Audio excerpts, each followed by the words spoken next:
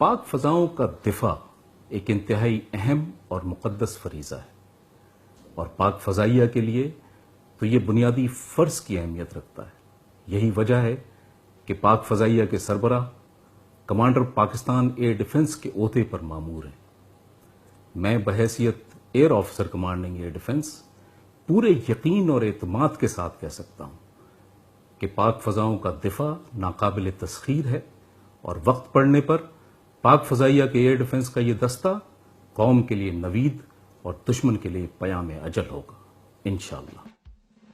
فضائی نگرانی کے نظام میں مختلف نوعیت کے radar, mobile observer units, air defence alert پر موجود لڑاکا طیارے اور زمین سے فضا میں مار کرنے والے میزائل ملک کے طول و عرض میں پھیلے ہوئے ہیں۔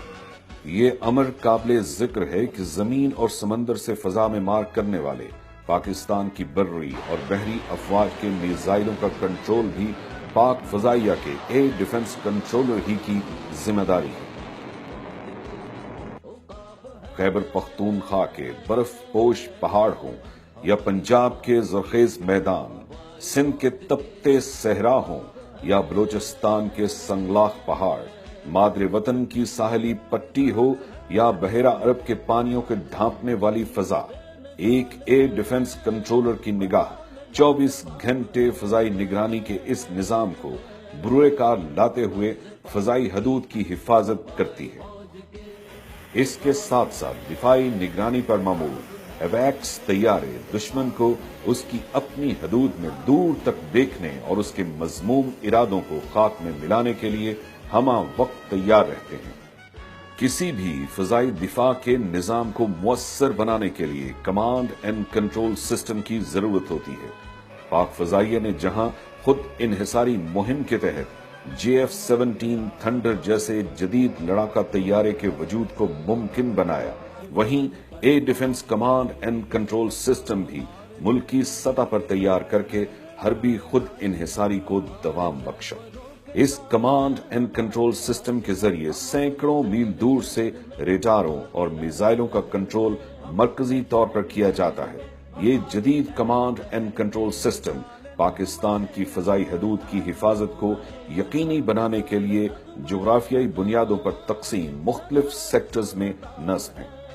اپنی اپنی حدود میں متعین ریڈاروں اور میزائلوں کا ڈیٹا ان سیکٹرز میں ہمہ وقت میسر ہوتا ہے، جس کی بنیاد پر دوست اور دشمن کی پہچان کرتے ہوئے یہ سیکٹرز دفاعی اور حربی احکامات جاری کرنے کے مجاز ہوتے ہیں۔ فضائی نگرانی کا یہ نظام دشمن کو نشانہ بنانے کی مکمل صلاحیت رکھتا ہے۔